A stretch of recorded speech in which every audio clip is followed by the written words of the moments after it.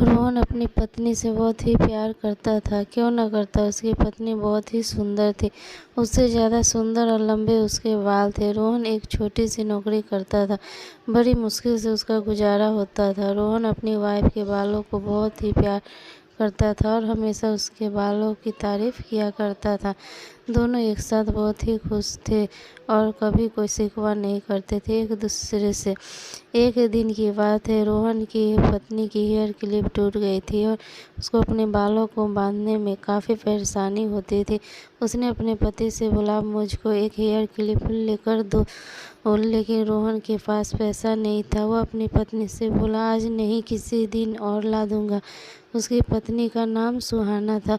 सुहाना ने बोला, कोई बात नहीं। एक दिन रोहन काम से वापस आ रहा था कि उसने देखा एक दुकान पर पुरानी घड़ी कोई खरीद रहा था। उसने अपनी घड़ी उसी टाइम बेच दिया और पत्नी के लिए हेयर क्लिप लिया।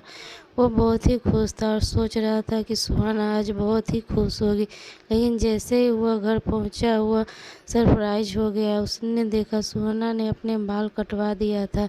यह देख उसको बहुत ही अफसोस हुआ। रोहन का आज जन्मदिन था और सुहाना के पास गिफ्ट देने के लिए पैसा नहीं था और उसने अपने सुंदर बाल बेचकर अपने पति के लिए एक नई घड़ी ली थी।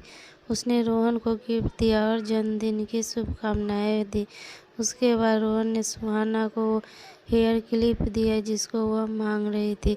अपने पति का प्यारा गिफ्ट देखकर सुहाना की आंखों में आंसू आ गया और उसने रोहन को गले से लगा लिया।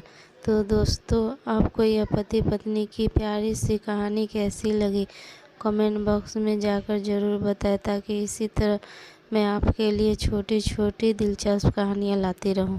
Thank you for watching.